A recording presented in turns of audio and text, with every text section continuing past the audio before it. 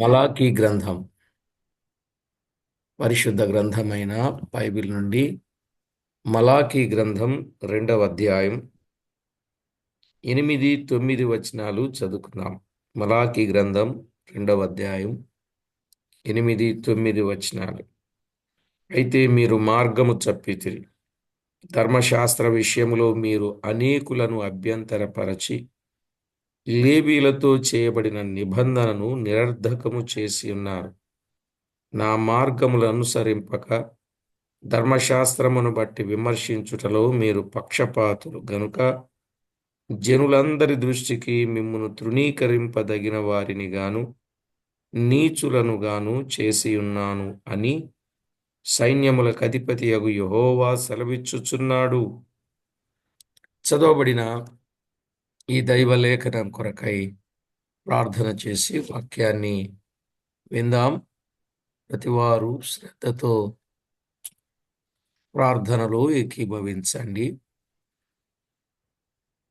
వాక్యమై ఉన్న దేవా, వాస్తవాలను బయలుపరచువాడా, విశేషంగా మా పట్ల వాత్సల్యమును కుమ్మరింపజేయువాడా, మీ కృపా కనికరముల వలన మమ్మను ప్రేమించి రక్షించి విశ్వాసము ద్వారా కృపచేత రక్షించి విశ్వాసులుగా విజయము పొందువారుగా విజేతలుగా మమ్మను తీర్చిదిద్దుటకు మీరు ఇష్టపడినందుకు స్తోత్రములు. మా బ్రతుకులు ఇప్పటి వరకు మీరు చేసిన ప్రతి విధమైన మేలులన్నింటిని బట్టి వందనాలు. ఇంకా ముందుకు కూడా ఎన్నో విషయాలు మీరు మాకు బయలుపరిచి మీకు రావలసిన మహిమ మేము ఆపాదించడానికి మమ్మును మీరు సిద్ధపరుస్తున్నందుకు స్తోత్రం. ఏ యోగ్యత లేని మా పట్ల ఇంత గొప్ప కృపా కనికరం మా పట్ల చూపించినందుకు వేయినోళ్ళ స్తుతించిన రుణస్థులమే. మా ప్రభు, అంత గొప్ప కార్యం, పుణ్యకార్యం మా పక్షంగా మీరు చేసిన దానిని బట్టి మీకు స్తోత్రం. పెందలకడనే మీ పాద సన్నిధిలో చేరి మీ పరిశుద్ధ వాక్కులు వినగలుగునట్లు మా ప్రాణాత్మ దేహములను సిద్ధపరిచినందుకై స్తుతిస్తూ మా ప్రభువు రక్షకుడైన యేసు క్రీస్తు నామమున స్తోత్రము చెల్లించి స్తుతించి ప్రార్థించి మిక్కిలి వినయముగా బ్రతిమలాడి వేడుచూ ఉన్నాం మా పరమ తండ్రి. ఆమేన్. ఆమేన్. ప్రభునందు ప్రియులారా, మనము గత వర్తమానములో యేసు క్రీస్తు ప్రభువును గుర్చిన వార్త తేటగా మనం విన్నాం. ఈరోజు దానికి ముందున్న వచనాల్లో నుండి కొన్ని విషయాలు మనము గమనిస్తున్నాం. 5-7 వచనాల్లో పూర్వకాలపు యాజకుల లక్షణాలు అవి ఎంత మంచిగా ఉన్నాయో మనము వాటిని గురించిన సంగతులు దాదాపు 7 విషయాలు మనం వినడం జరిగింది కదా.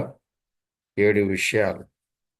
వారు నేను చేసిన నిబంధన జీవమునకును సమాధానమునకు కారణమన్నాడు 1. 2 భయభక్తులు పుట్టించుటకై నేను వారికి ఇచ్చితిని అన్నాడు. 3 సత్యము వలన ధర్మశాస్త్రము బోధించారు అన్నాడు. 4 దుర్బోధన ఏమాత్రము చేయకుండా ఉన్నారు అన్నాడు. 5 సమాధానమును బట్టి యథార్థతను బట్టి ఆయన్ని అనుసరించి నడుచుకునిన వారన్నాడు.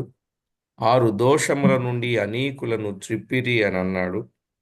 7 యాజకులు సైన్యములకు అధిపతియగు యెహోవా దూతలు కనుక జనులు వారి నోట ధర్మశాస్త్ర విధులను నేర్చుకున్నారు అని మనము విన్నాం. ఇది పూర్వకాలపు యాజకుల లక్షణాలు. మరి ఈరోజు మలాకీ గ్రంథం 2వ అధ్యాయం 8, 9 వచనాలు మనము చదువుకున్నప్పుడు మలాకీ కాలపు యాజకుల లక్షణములు, మలాకీ కాలపు యాజకుల లక్షణములు ఇప్పుడు మనం వింటున్నాం. మలాకీ కాలపు యాజకుల లక్షణాలు ఎలా ఉన్నాయి? 8వ వచనములో అయితే 8వ వచనంలో ఏమన్నాడు? అయితే అను మాట కనబడుచున్నది. ఒక మంచి సంగతి చెప్పుచుండగా అయితే అనే మాట వస్తే దానికి ప్రతికూలమైన సంగతి అని మనకు అర్థం అవుతుంది కదా. వీరు చాలా మంచివారు అయితే ఏదో ఉంది చెడుతనం. వీరు జ్ఞానవంతులు అయితే ఏదో ఉంది. అవును కదా. కనుక ఈ అయితే అనే మాట కొంత ప్రతికూలంగా మనకి కనబడుతుంది. మలాకీ కాలపు యాజకులు పూర్వకాలపు యాజకుల వలె కాక ప్రమాదకరమైన వారుగా కనబడుచున్నారు అని మనకు అర్థమవుతుంది. అర్థమైందండి.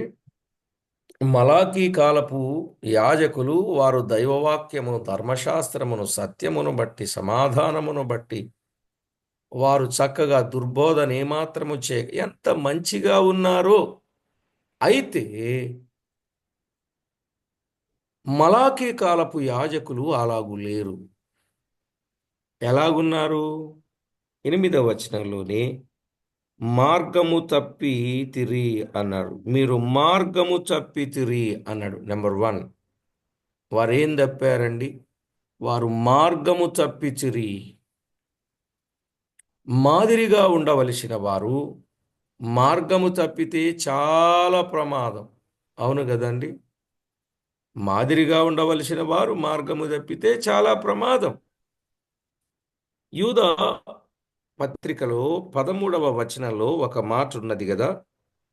తమ అవమానమును నురగ వెళ్ళగక్కు వారై సముద్రము యొక్క ప్రచండమైన అలలుగాను మార్గము తప్పి తిరుగు చుక్కలుగాను ఉన్నారు అన్నాడు. మార్గము తప్పి తిరుగు చుక్కలని చెప్పాడు. తప్పుడు బోధకులను గూర్చి ఈ సంగతి చెప్పాడండి. మార్గము తప్పి తిరుగువారు అంటే వీరు తప్పుడు బోధకులని మనకు అర్థమవుతా ఉంది.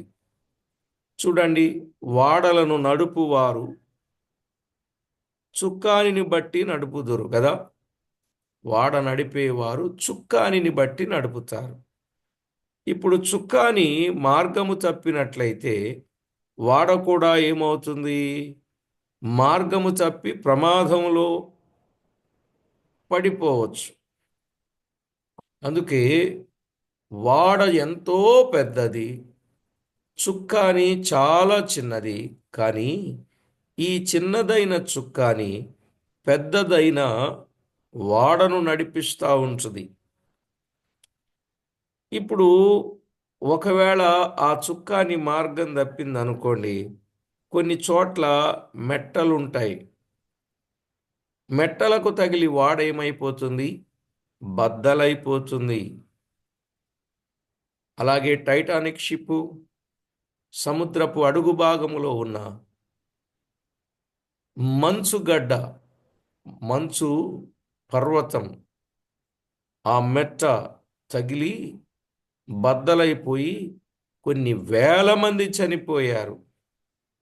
దాని మీద ఎన్నో చరిత్ర ఆధారాలను, అలాగే వాటిపైన షార్ట్ ఫిలిమ్స్ను, ఇలాగున ఎన్నో వచ్చాయి ప్రజలందరికీ అర్థం అవటానికి.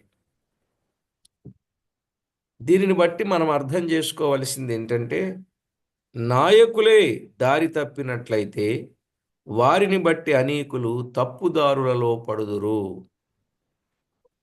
కనుక నడిపించేవారు ఎప్పుడూ కూడా తప్పిదము చేయకూడదు. నడిపించేవారు మాదిరిని చూపించాలి. మార్గము తప్పి తిరుగు చుక్కలుగా ఉండకూడదు. మనము ఇతరులకు మేలు చేసేటట్లుండాలి, కీడు చేసేటట్లుండకూడదనే విషయాన్ని తేటగా చెప్పాడు. అందుకే నడిపించే నాయకుడు మాట కానీ, ఆలోచన కానీ, తన విధి విధానము కానీ, తన చర్య కానీ, తన ప్రవర్తన కానీ ఎంతో జాగ్రత్తగా ఉండాలి, ఎంతో నీతిగా ఉండాలి, ఎంతో న్యాయబద్ధంగా ఉండాలి. ఏమాత్రము సత్యలోపము లేకుండా జీవించాలి. యెహోషువ గ్రంథములో 1వ అధ్యాయం 7, 8 వచనాలలో యెహోషువతో దేవుడు చెప్తూ ఏమన్నాడో చూడండి. యెహోషువ గ్రంథం 1 అధ్యాయం 7-8 వచనాలు. అయితే నీవు నిబ్బరము కలిగి జాగ్రత్త పడి బహుధైర్యముగా నుండి నా సేవకుడైన మోషే నీకాజ్ఞాపించిన ధర్మశాస్త్రమంతటి చొప్పున చేయవలెను.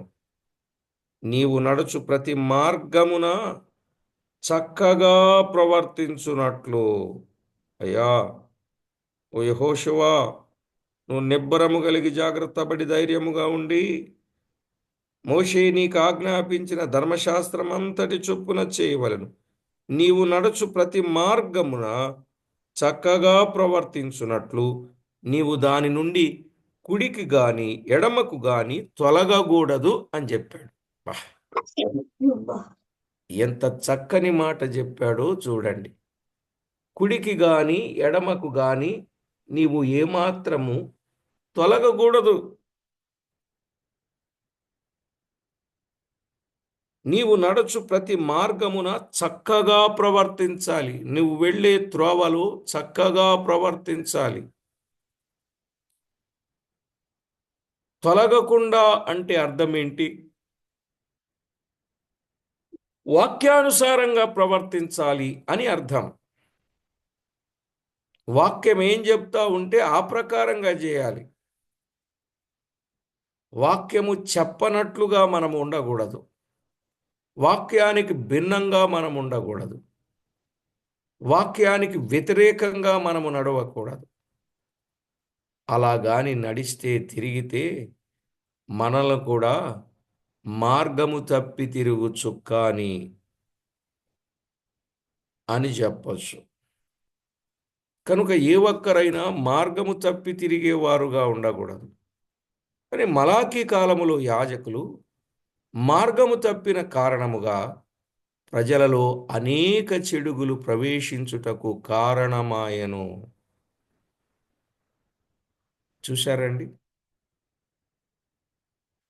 ఎప్పుడైతే మలాకీ కాలములో ఉన్న యాజకులు మార్గము తప్పారో ఆ కారణంగా ప్రజలలో అనేక చెడుగులు ప్రవేశించుటకు కారణమాయెను.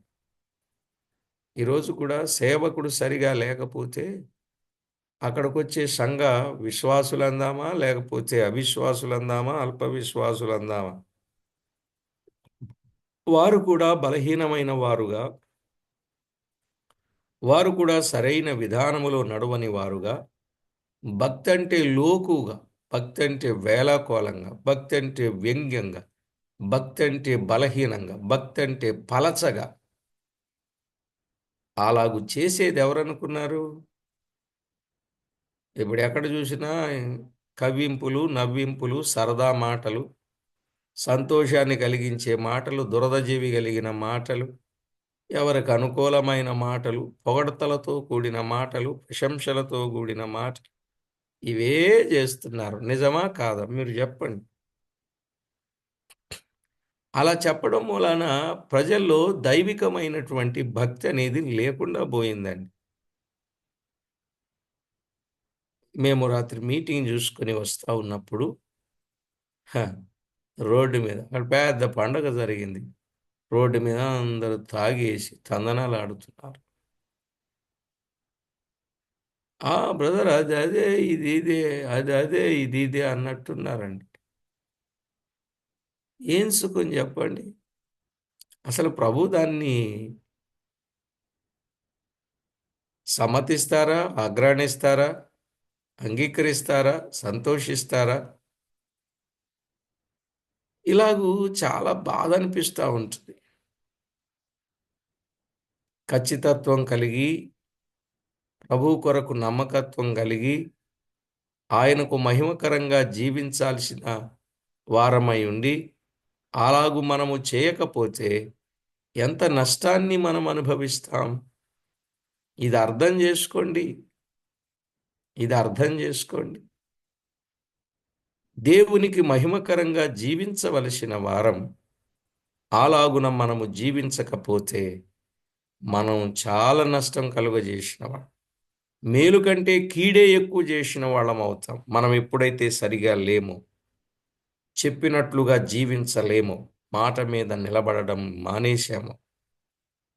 మనం కూడా ఎక్కడైనా దారి తప్పినట్లయితే మనకు ఆ సంఘంలో, ఆ స్థలములో, ఆ సమాజములో విలువ అనేది ఉండదు. సరే, మనకు విలువ లేకపోతే లేకపోయింది. పోనీ ప్రభువుకైనా మహిమకరంగా ఉండగలుగుతున్నట్టుందా? ఉండదు అక్కడ. ఎందుకంటే నడిపించేవాడు సరిగా లేనప్పుడు నడిచేవారు ఇంకెక్కడ సరిగా ఉంటారు. కనుక దేవుని నామం వెక్కిరింతల పాలయ్యే ప్రమాదం ఉంది. కనుక జాగ్రత్త పడాలి మనం. కంచే చేను మేస్తే కాసేదెవరన్నట్లు నాయకులుగా ఉన్న వీరే మార్గము తప్పితే ప్రజల స్థితి ఎంత భయంకరం. కంచే చేను మేస్తే ఎట్లా అండి పరిస్థితి? కాబట్టి ప్రియులారా, వారు మార్గము తప్పిచిరి. మీరు మార్గము తప్పితిరి అన్నాడు. ఇది మొదటి మాట. ఇక రెండవ మాట మనము ఆలోచన చేస్తే అక్కడే మలాకి గ్రంథం 3వ అధ్యాయం 8వ వచన భాగములో వ్రాయబడిన మాట ఏమన్నాడు? ధర్మశాస్త్ర విషయములో మీరు అనేకులను అభ్యంతరపరచి అన్నాడు. వీరేం చేశారండి? ధర్మశాస్త్ర విషయములు మీరు అనేకులను అభ్యంతరపరచితిరి అన్నాడు.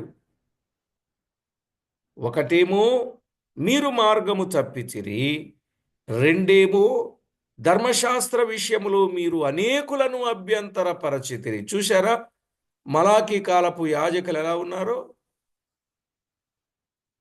ధర్మశాస్త్ర విషయములో మీరు అనేకులను అభ్యంతరపరిచారు అన్నాడు.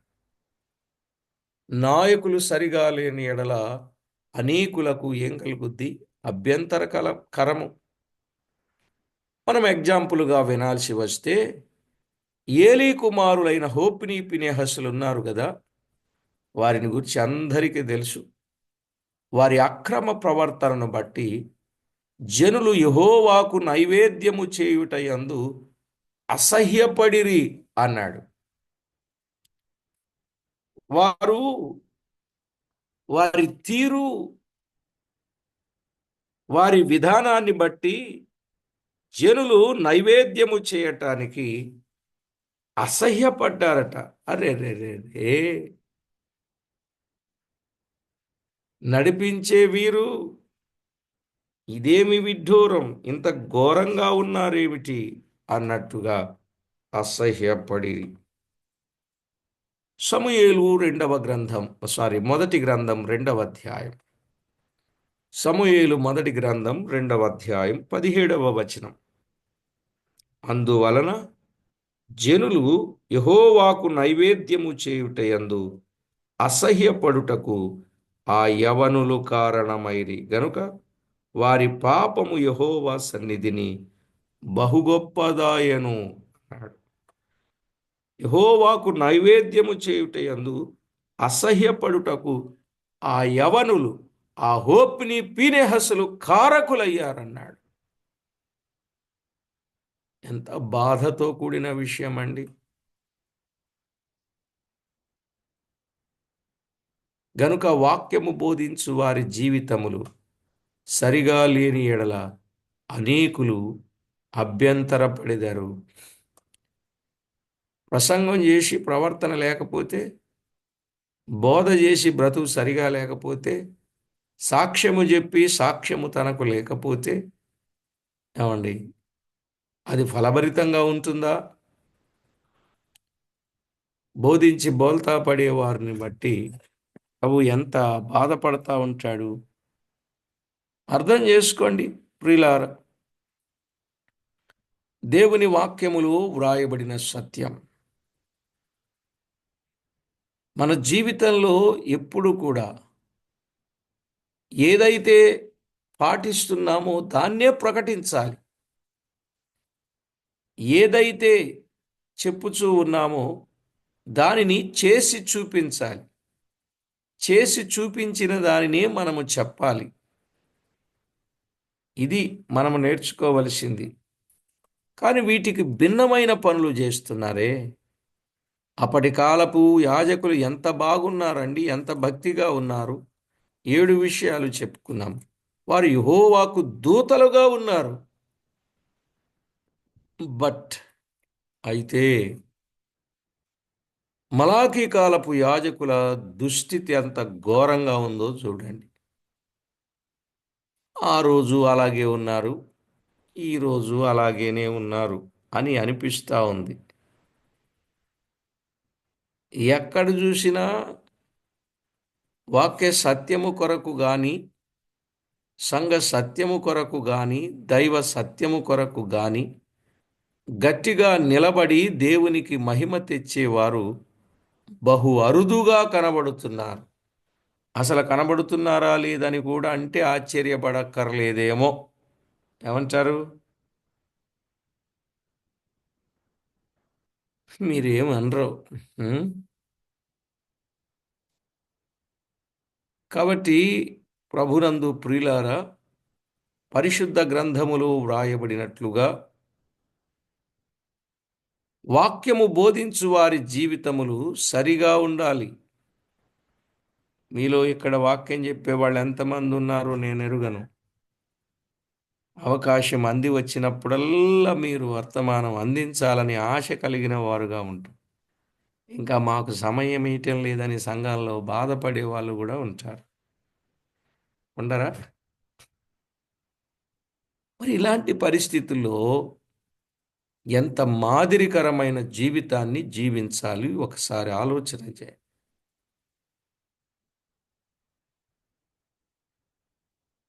జీవితము సరిగా లేకుండా బోధిస్తే అది వ్యర్థమైపోతుంది. అనేకులు అభ్యంతరపడతారు. అనేకులు అభ్యంతరపడతారు. ప్రియులారా, అలాంటి స్థితి తెచ్చుకోకుండా జాగ్రత్త పడాలి. జాగ్రత్త పడాలి. ఇక 4వ విషయానికి వద్దాం.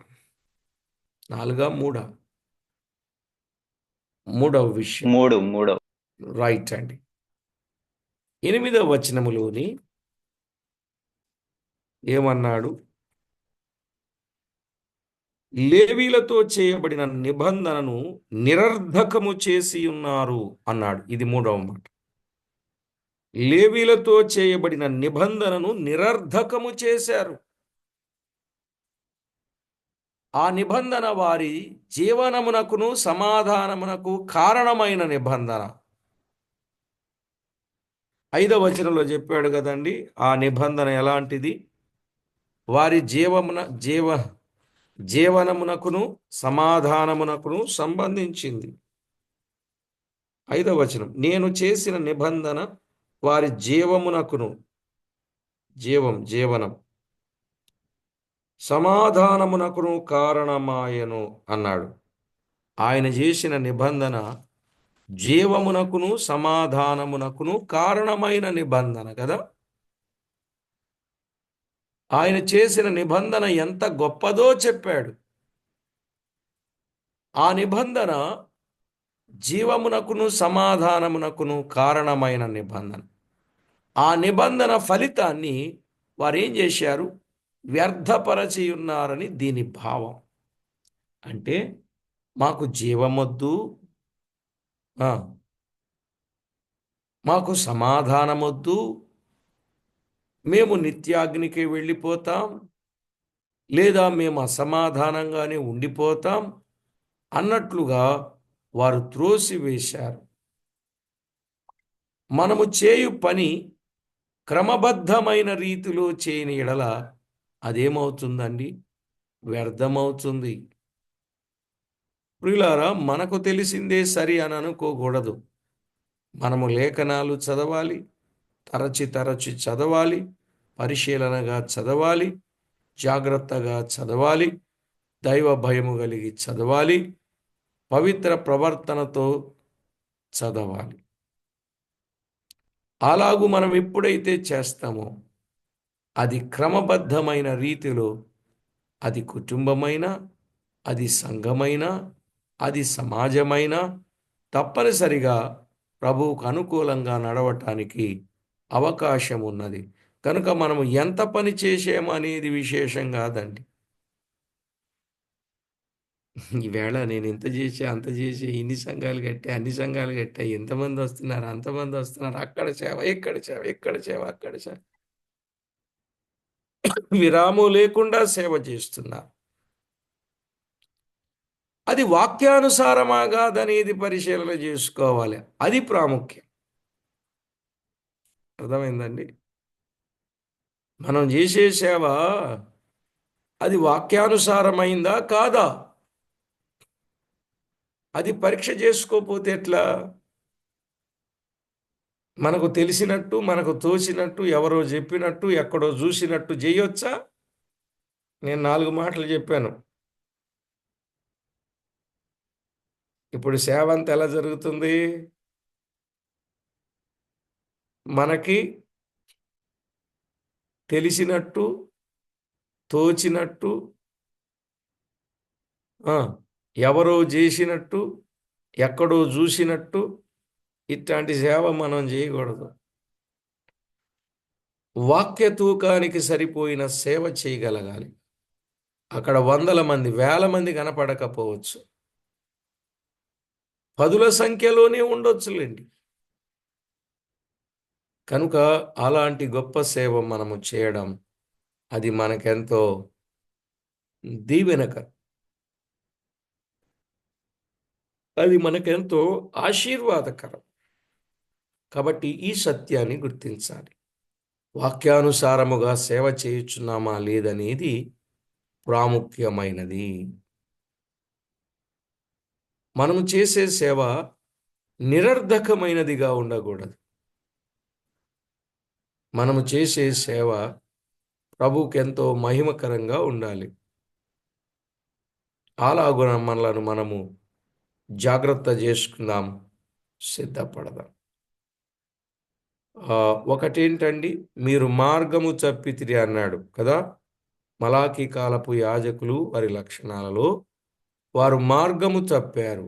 2, ధర్మశాస్త్ర విషయములు అనేకులను అభ్యంతరపరిచాడు. 3, లేవీయులతో చేసిన నిబంధన నిరర్ధకము చేసి ఉన్నారు.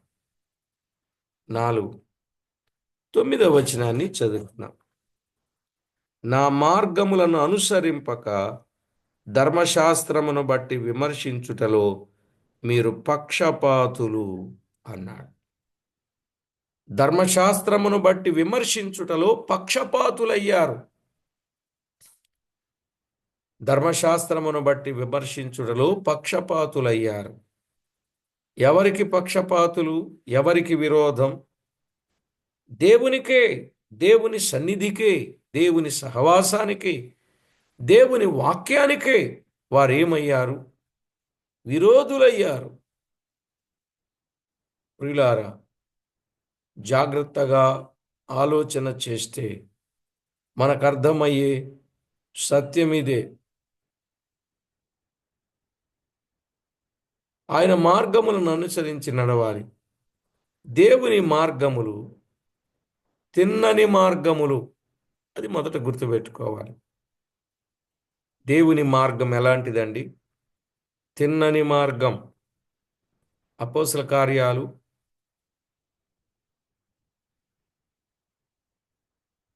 13వ అధ్యాయం 10వ వచనం. అపోస్తల కార్యముల గ్రంథం 13వ అధ్యాయం 10వ వచనం. ఆయన మార్గములు నీతి కలిగినవి. నీతి కలిగిన మార్గం. 145 కీర్తన 17 చరణం. 145:17. ఆయన మార్గం పరిశుద్ధమైనది. ఆయన మార్గం పరిశుద్ధమైనది. యెషయా గ్రంథం 35వ అధ్యాయం 8, 9 వచనాలు. యెషయా గ్రంథములో వ్రాయబడిన మాట మీరు తేటగా గమనించండి. ఆయన మార్గములు పరిశుద్ధమైనవి. అయితే మీరు ఈ మార్గములను తప్పితిరి. అలాగైతే వంకర త్రోవలలో, అవినీతి అపవిత్రత త్రోవలలో నడిచిరని మనము చెప్పవచ్చు. ఆయన మార్గాలు తిన్ననివి, ఆయన మార్గములు సర్వోత్తమమైనవి, ఆయన మార్గములు పరిశుద్ధమైనవి అని చెప్పాడు.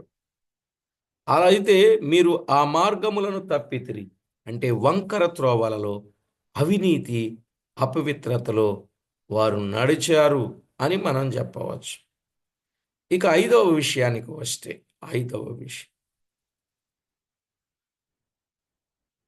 9వ వచనంలోని,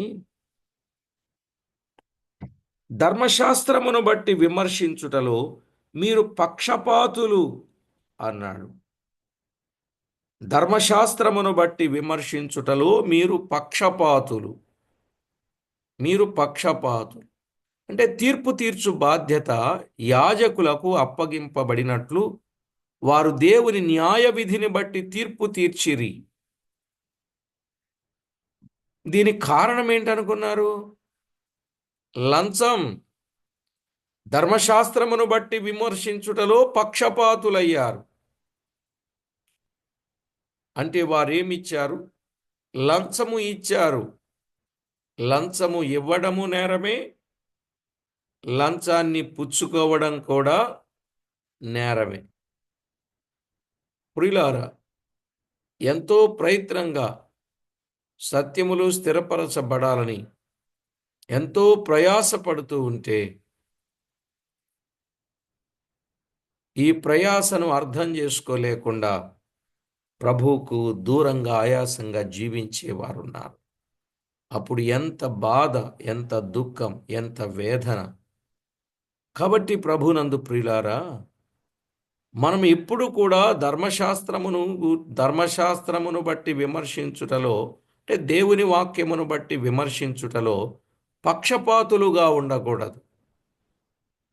పక్షపాతం అంటే పక్షవాతం అని అర్థం. అదేంటండి ఇంత? మరి పక్షపాతం అంటే పక్షవాతమే కదా. పక్షవాతం అంటే ఏంటి? ఒక పార్ట్ పడిపోద్ది శరీరంలో, అంతేనా? శరీరంలో ఒక పార్ట్ పడిపోద్ది. ఆ పార్ట్ పడిపోయినప్పుడు అది ఆటోమేటిక్గా చచ్చు పడిపోతుంది. ఆ పార్ట్ చచ్చి పడిపోతే ఇంకొక పార్ట్కు నిరుపయోగంగా ఉంటుంది. కనుక మనం ఎప్పుడు కూడా పక్షపాతం అనేది ఉండకూడదు. తీర్పు తీర్చు బాధ్యత యాజకులకు అప్పగింపబడినట్లుగా దేవుని న్యాయ విధిని బట్టి తీర్పు తీర్చాలి. కానీ దానికి భిన్నంగా వీరు లంచం తీసుకున్నారు అన్నాడు. ద్వితీయోపదేశకాండం 16వ అధ్యాయం 18, 19 వచనాలు. ద్వితీయోపదేశకాండం 16వ అధ్యాయం 18, 19 వచనాలలో మనము అర్థం చేసుకోవచ్చు. అలాగే ఈ దినాలలో కూడా సంఘములో క్రమశిక్షణ చేయవలసి వచ్చినప్పుడు బాహ్య సంబంధమైన వాటిని చూచి, అనగా వారి ఆధిక్యతలను బట్టి, బంధు ప్రీతిని బట్టి చేసినట్లయితే అది పక్షపాతం. అర్థమైందండి? సంఘములో మనము అప్పుడప్పుడు ఏం చేయాలి?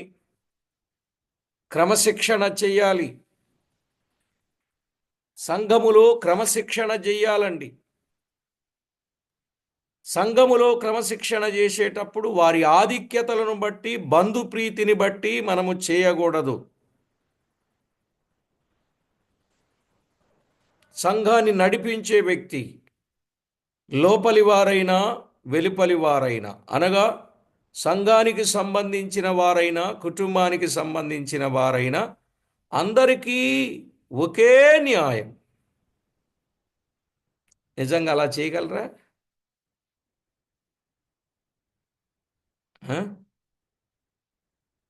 ఎదట వాళ్ళు తప్పు చేస్తే లెక్చర్స్ ఇస్తారండి. తన ఇంట్లో వాళ్ళు తప్పు చేస్తే నోరు మూసుకొని కూర్చుంటారండి. నిజమా కాదు? కానీ రాజ్పాల్ మాత్రం అట్లాంటోడు కాదు. నేనే చెప్పుకుంటున్నా. నాకు ఇంట్లో బయట ఒకటే. ఎక్కడ తప్పు చేసినా నేను ఎవరిని ఊరుకోను. గట్టిగా మందలించేదే. ఆ సంగతి నేను చెప్పక్కర్లే. మీకు తెలుసు అనుకుంటున్నాను. ఏమండి, తెలుసా తెలీదా? కాస్త తెలిసిన వాళ్ళు చెప్పండి. తెలుసండి, తెలుసు. ఎందుకు రాజీ పడాలి? ఎందుకు పక్షపాతము చూపాలి? మనము దేవుని న్యాయాన్ని న్యాయంగానే వెళ్ళాలి కదా. ఆ ప్రకారంగానే మనము చేయాలి. దేవునికి మహిమ మనము ఆపాదించాలి. సంఘములో ఉన్న వారి ఆధిక్యతలను బట్టి గాని బంధుప్రీతిని బట్టి గాని మనం చేయకూడదు. అలా చేసినట్లయితే అది పక్షపాతం అవుతుంది. అలాంటి వారు దేవునికి లెక్క అప్పగించవలసిన వారుగా ఉంటున్నారు. జాగ్రత్త. దేవునికి ఏం చెప్పాలి? లెక్క చెప్పాలి.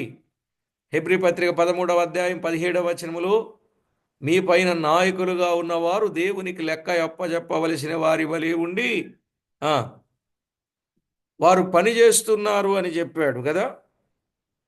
కనుక ప్రియులారా, దేవునికి లెక్క అప్పజెప్పాలా. ఏదో ఈ పూట గడిచిపోయింది అన్నట్టుగా కాదు, గెలిచేశామన్నట్టుగా కాదు. అబ్బా, మన వాళ్ళకు న్యాయం చేసేసాం, రే మనోడు ఉండబట్టే కదా అక్కడ న్యాయం జరిగింది అన్నట్టుగా ఉండకూడదు. అన్యాయాన్ని న్యాయంగా చేయకూడదండి. అంతా సమానమే. క్రీస్తు యేసు రక్తములో కడుగబడిన వారు, వారికి ఉన్న ఆధిక్యతలు, ఉద్యోగాలు, డబ్బులు, సంఘానికి పెట్టుబడి పెడతాడు కాబట్టి అతనికి ఒక న్యాయం, పెట్టుబడి పెట్టినోడికి ఒక న్యాయం ఉండకూడదు. పక్షపాతం అవుతుంది. ఈరోజంతా కూడా ఉద్యోగస్తులను బట్టి, డబ్బులు పెట్టుబడి పెట్టే వాళ్ళని బట్టి సంఘంలో ఒక న్యాయం, పేదోడికి ఒక న్యాయం, పెద్దోడికి ఒక న్యాయం. నిజమా కాదా మీరు చెప్పండి. ఏమండి, నేను చెప్పింది నిజమా కాదా? పెద్దోడికి ఒక న్యాయం, పేదోడికి ఒక న్యాయం, సామంతునికి ఒక న్యాయం, సామాన్యునికి ఒక న్యాయం, ఉద్యోగికి ఒక న్యాయం, నిరుద్యోగికి ఒక న్యాయం, లోపలి వారికి ఒక న్యాయం, వెలుపలి వారికి ఒక న్యాయం. ఇది న్యాయమా అన్యాయమా? హ, అన్యాయం. ఒకరోజు లెక్క అప్పచెప్పాలి. జాగ్రత్త పడండి. ఇప్పుడు ఇలాగున 5 విషయాలు. 1, మార్గము తప్పారు. 2, ధర్మశాస్త్ర విషయములు అనేకులను అభ్యంతరపరిచారు. 3, లేవీలతో చేసిన నిబంధనను నిరర్ధకము చేశారు. 4, దేవుని మార్గములను అనుసరింపకుండా ఉన్నారు. 5, ధర్మశాస్త్రమును బట్టి విమర్శించుటలో పక్షపాతులయ్యారు. అందువలన వారికి కలిగిన శిక్ష, వారికి కలిగినటువంటి శిక్ష ఏంటండి? అక్కడే వ్రాయబడింది 9వ వచనం. అలాగున్నారు గనుక జనులందరి దృష్టికి మిమ్మును తృణీకరింపదగిన వారిని గాను నీచులను గాను చేసియున్నాను అని సైన్యములకు అధిపతియగు యెహోవా సెలవిచ్చుచున్నాడు. ఏమండి, జనులందరి దృష్టికి 1, తృణీకరింపబడిన వారుగా. ఎంత తేటగా ఉందో చూడండి. జనులందరి దృష్టికి ఇప్పుడు వీరు చేసే పనులున్నాయే, ఈ పనులను బట్టి వారు తృణీకరింపబడిన వారుగా. 2వ మాట, నీచులను గాను చేయుచున్నానని యెహోవా చెప్పుచున్నాడు. నీచులనుగా చేయొచ్చు. ప్రియులారా,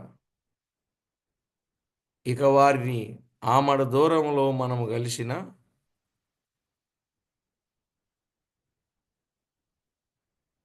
వారి దగ్గర నుండి మనము నేర్చుకునేటటువంటి పాఠం అసహ్యం. కనుక అలా ఉండకూడదు.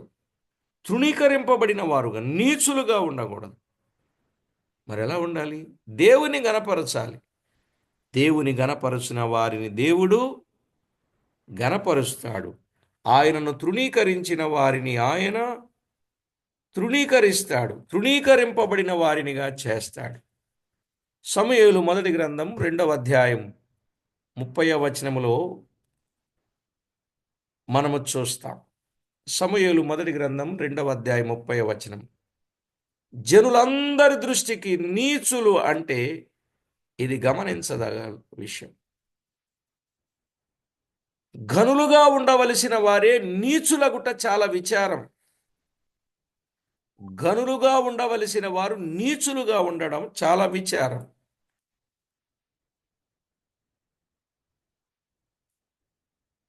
గ్రేట్ ఎలిజబెత్ రాణి ఒకరోజు అంతఃపురమును విడిచి ప్రజాదర్బారులోనికి వెళ్ళినప్పుడు ఎలా ఉన్నది విశేషాలని చూద్దామని వెళితే, ఆ వెళ్ళే దారిలో తన కుమారుడు, ఈ గోళీకాయలు ఆడేవాళ్ళు ఉంటారే, ఆటగాయ పిల్లలు, ఆ బచ్చాలు అంటారా ఇంకేమంటారు కదా, ఆడుతూ ఉంటారు. అలాంటి పిల్లలతో ఆట ఆడుతున్నాడంట వెళ్ళి. అది చూసింది. చాలా మనతో కలత కలిగింది. ఇంటికి వచ్చింది. ఇంటికి వచ్చే లోపల ఆ కుర్రోడు వచ్చాడు. ఒకటే చెప్పింది, నీవు ఉంటే రాజకుమారుడుగానైనా ఉండు, రాజకుమారి యొక్క కుమారుడుగానైనా ఉండు, లేదా సామాన్యులలో కలిసి సామాన్యుడుగానైనా ఉండు. కుర్రోడికి అర్థమైపోయింది, చిన్నోడికి, అసలు నేనేమిటి, దేవుడు నాకిచ్చిన ఆధిక్యత ఏమిటి, నేను వెళ్ళి వీధుల్లో గోలికాయలు బచ్చాలాడే వాళ్ళతో నేను సహవాసం చేయటం ఏంటని తనకి ఆలోచన వచ్చేసింది. వెంటనే అమ్మ కాళ్ళ మీద పడి, అమ్మ క్షమించు, ఇక నుండి నేను కుమారుడుగా ఉంటాను తప్ప ఆ ప్రజల మధ్య వాళ్ళతో నేను ఉండను అని చెప్పాడట.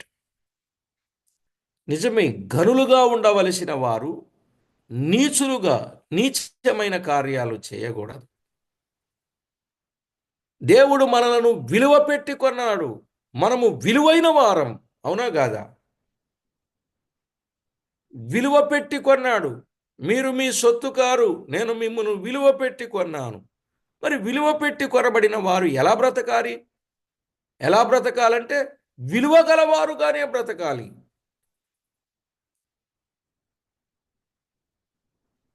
ఘనులుగా దేవుడు చేశాడు, ఘనంగానే బ్రతకాలి. ఏమండి, ఇంకా నీచమైన కార్యాల వైపు వెళ్ళొచ్చా? వెళ్ళకూడదు. అది మంచిది కాదు, ప్రభువుకు మహిమ కాదు. ప్రభువు ప్రత్యక్షమైనప్పుడు అవిధేయులుగా ఉన్న వారిని, అక్రమముగా జీవించే వారిని సోమరివైన చెడ్డదాసుడు అంటాడు, అవునా కాదా? ఆ మాట ప్రభువే చెప్పాడు. కోట్ల కొలది పరిశుద్ధులు దూతల సమక్షములో ఎంత సిగ్గుపడవలసి వచ్చునో మీరు ఆలోచన చేయండి. వారందరి దృష్టిలో ఎంత తృణీకారము పొందుదమో అది మనసునందుంచుకొని ప్రభు వచ్చినప్పుడు తగిన వారముగా ఉండునట్లు ఆయన వాక్యానుసారముగా జీవించుచు వాక్యానుసారముగా ఆయనను మనము సేవించాలి. అర్థమైందండి? దేవుని వాక్యములు వ్రాయబడిన వాస్తవిక సత్యం.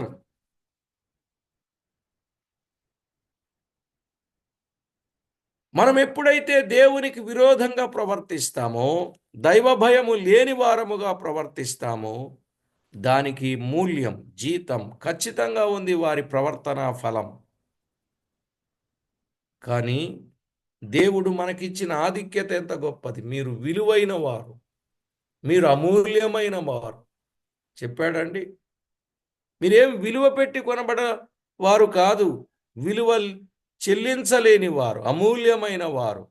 నీ భాగ్యం ఎంత గొప్పది. ఈ పదాలన్నీ మనము చూస్తాం. దేవుని పిల్లలుగా, దేవునికి మహిమకరంగా ప్రతి ఒక్కరూ అర్థం చేసుకొని, ఆలోచన చేసుకొని ఎలా ఉండాలండి? ఒకనాడు దేవునికి ఆయాసకరంగా ఉన్నవారు మార్పు చెంది దేవునికి అనుకూలంగా ఉండేవారుగా ప్రతివారు సిద్ధపడాలని ప్రేమతో మీకు మనవి చేస్తున్నాను. ప్రియులారా, అర్థమైందా? ఆ రోజుల్లో పూర్వకాలపు యాజకుల లక్షణములు, మలాకి కాలములో ఉన్న యాజకుల లక్షణాలు ఎంత తేడాగా ఉన్నాయి. ఇప్పుడు మన కాలములో ఉన్నటువంటి యాజకుల లక్షణాలు ఎలాగున్నాయి? ఏమండి, వాక్య తూకానికి సరిపోయేటట్టున్నాయా? ఉన్నాయా? ఎక్కడైనా అలాంటి సంగతులు కనబడుతున్నాయా?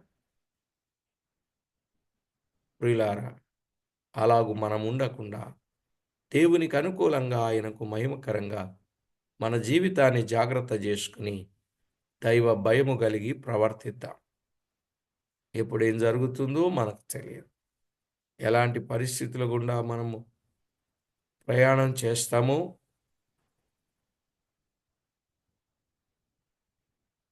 మనం ఆలోచన చేసి ప్రభువుకు అనుకూలంగా జీవిద్దాం. ప్రార్థన చేసుకుందాం. ప్రార్థన చేసుకుందాం. వారికి వీరికి ఎంత తేడా ఉంది. ఈవేళ మన జీవితంలో కూడా జాగ్రత్త పడదాం. పరిశుద్ధుడవైన మా తండ్రి, మీకు స్తోత్రం. ఎంత విశేషంగా పూర్వకాలపు యాజకుల లక్షణములు, మలాకి కాలపు యాజకుల లక్షణములు, ప్రస్తుత కాలపు యాజకుల లక్షణములు ఎలాగున ఉన్నవో మేము గమనించాం. మా ప్రభువా, మా దేవా, ప్రతి ఒక్కరూ కూడా మీ అందలి దైవ భయము కలిగి, మా ప్రభువా, మీకు అనుకూలులుగా, ఆత్మీయులుగా, పక్షపాతము లేని వారుగా, మార్గము తప్పి తిరిగే చుక్కలుగా కాకుండా మీకు అనుకూలమైన వారుగా, రాకడలో ఎత్తబడు వారుగా ప్రతివారిని సిద్ధపరిచి మీరే మహిమ, ఘనత, కీర్తి, ప్రభావములను ఆరోపించుకుంటారని కోరుచు మా ప్రభువైన యేసు క్రీస్తు అమూల్యమైన నామమున స్తోత్రము చెల్లించి, స్తుతించి, ప్రార్థించి వినయులమై వేడుచు ఉన్నాం మా పరమ తండ్రి. ఆమేన్.